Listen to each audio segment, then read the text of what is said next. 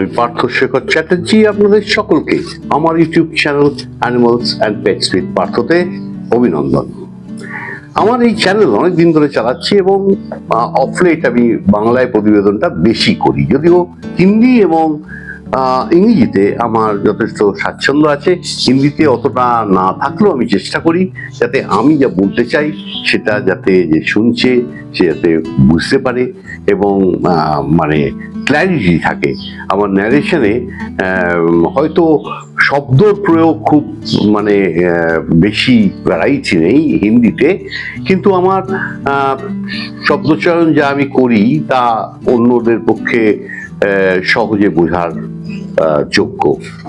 ইংরেজি তো নিশ্চয়ই আমি ইংরেজি স্কুলে পড়েছি, এটা যদি ইংরেজি না জানি বা না বলতে পারি তাহলে তো এটা খুব লজ্জার।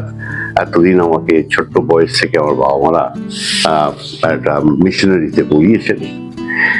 এবার আসি আমাদের এই ডগ গেমের ইতিহাসটাকে আমি ছোট্ট করে একটু বলি। আমাদের এই ডগ গেম খুব ভালো চলছিল, খুব এলিট ফ্যামিলি, বড় বড় লোকেরা, পয়সাদার লোকেরা কিছু ছিলেন, বনেদি পয়সা, এবং তার মধ্যে শিক্ষিত লোকেরা প্রচুর ছিল। তারা এই ডগ গেমটাকে একটা সুন্দরভাবে সাজিয়ে উঠেছিল এবং যেটা মানে ইংলিশ মানে ইয়েতে, আজকে ধরুন ক্রিকেট, আজকে তো ইংল্যান্ডি ক্রিকেটটাকে সারা পৃথিবীতে তাদের অবদান, তেমনি এই ডগ শোটাও কিন্তু ইংলিশ পিপলদেরই কিন্তু অবদান। যাই হোক, এই ইংলিশ কেনেল ক্লাবকে ভেঙে এখন অবশ্য যেগুলো বেশিরভাগ সময় আগেকার দিনে বেশিরভাগ সারা পৃথিবীতে ওই মানে কেসি লান্ডারের অধীনে সব ডগ শো হতো সারা পৃথিবীতে। তারপর আস্তে আস্তে অবশ্য অন্যান্য অর্গানাইজাররা, অন্যান্য সংস্থা এসছে। কিন্তু এখনো যদি সত্যিকারের ডগ শো, ডগ গেম এবং কুকুর সম্বন্ধে বোঝে তাহলে আমাদের ব্রিটিশরা এবং ব্রিটিশদের influence Australia, New Zealand, south Africa, এইরকম সব দেশে, ক্যানাডা, আমেরিকা তো নিজস্বভাবে অনেকটাই ডেভেলপ করেছে, একটু আলাদা করবার চেষ্টা করেছে মানে অরিজিনাল ইংলিশটার থেকে। এবার আসছে আমাদের দেশে। আমাদের দেশে হঠাৎ এরকম একটা সময় এলো যেখানে এই সব পুরনো লোকেদের রাতারাতি বিদায় করে দিল একজন সিন্ডিকেট বলে এক ব্যক্তি এসে। সে মানে আমাকে তার বিষয়ে বলেছিল, আমি একদিন ম্যাড্রাসে গিয়েছিলাম, তো তার বাড়িতেই গিয়েছিলাম। তো আমি গিয়ে দেখলাম যে অনেক সেই মানে ওই লাসা জাতীয় কুকুর, লাসাও ঠিক বলবো না, তো আমি দেখে টেকে এসেছিলাম। তো আর কিছু না, সবই লোমটোম কাটা সব কুকুর। যে জিনিসটা আমি খুব একটা খেয়াল করিনি, আমাকে আসার পর আমার এক গুরুজন এবং ডগ গেমে সবাই চিনতেন, লেট মিস্টার রূপেন ভঞ্জ, উনি বললেন, তুই গিয়েছিলিস তো ওখানে দেখিসনি যে কুকুরগুলো কি সুন্দর ব্যঞ্জো বাজায়? আমি প্রথমটা বুঝতে পারিনি, ব্যঞ্জো বাজায় মানে বুঝতে পারিনি। তারপরে আমাকে হঠাৎ রিয়েলাইজ করলাম, হ্যাঁ, কুকুরগুলো তো চারিদিকে আমাকে ঘিরে বসে তারা গা চুল করছিল, হ্যাঁ, ঠিক যেন তারা ব্যঞ্জো বাজাচ্ছে ঘিরে। তো এই ছিল তার কুকুরের সূত্রপাত। তারপর এলো কিছু বড় লোক এলো, তাদের ওই কুকুরের মানে বাচ্চা তোলা, মিটিং করানো, এইসব করানো শুরু করলো। তখন সে বুঝলো যে এই সেটা কি অ্যাকাউন্টেন্ট, জানি না, অ্যাকাউন্টেন্সি আমি কিছু বুঝিনি।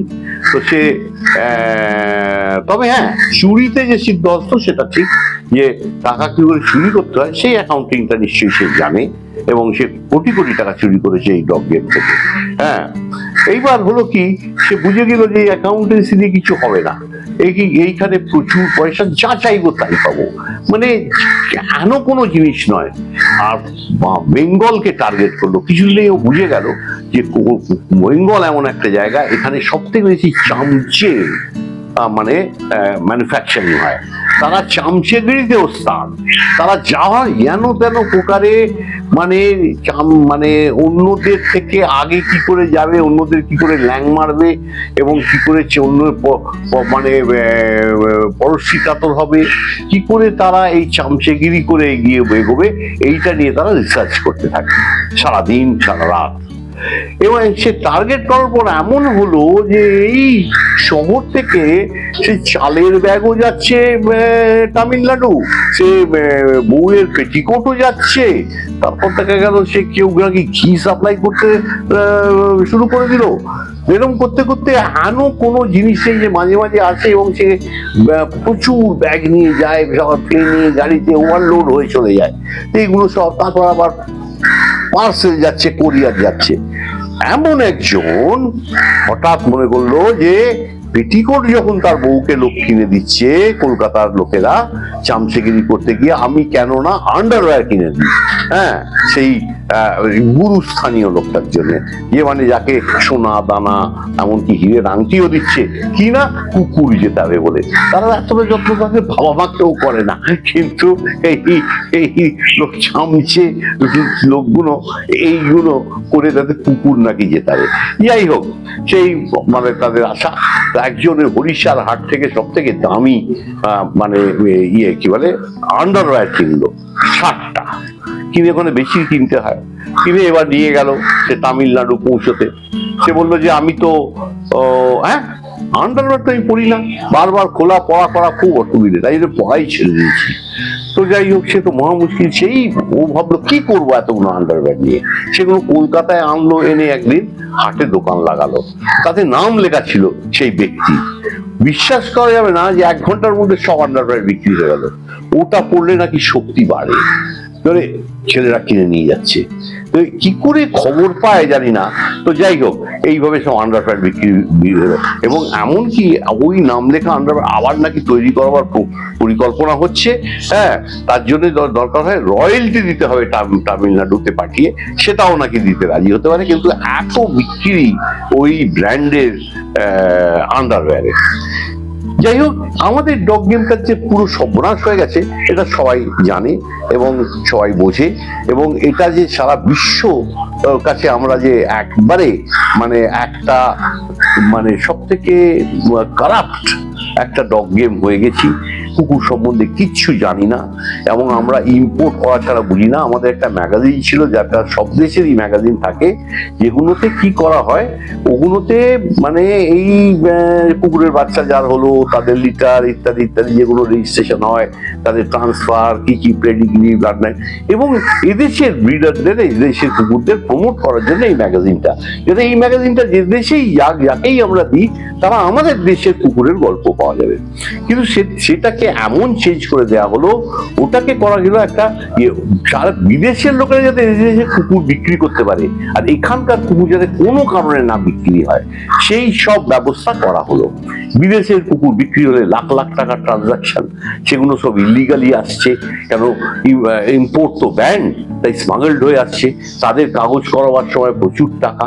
এবং এই বিদেশি লোকেরা এরকম একটা পেলো যে এদেশে কিছু বড় লোককে তো বোকা বানানো যাবে এই মাধ্যমটা দিয়ে, তাতে ওরা এই সব কিছু লোককে এজেন্ট রেখেছে, তারা ওই একই, তারা সব নিজেদের বিরাট নাকি ইন্টারভিউ এক্সপার্ট, তাদের একটা ওই যে সিন্ডিকেট যে লোকটা সে চালাচ্ছে, তাদের ওদের এই প্রশ্ন এই উত্তরগুলো তুমি ওদের থেকে নিয়ে নাও, এই নাকি তারা বিরাট ইন্টারভিউ এবং তারা জোকারের মতো রোল হয়ে নাচছে।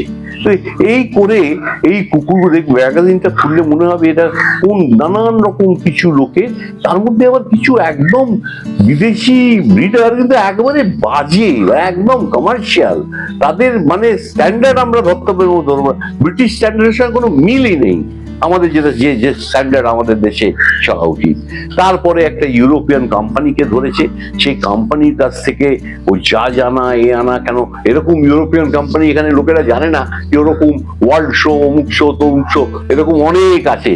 হ্যাঁ, এই কি এরা মানে টাকা পয়সা দিয়ে এই সিন্ডিকেটটাকে কিনে রেখেছে, ওখান থেকে সব আনছে।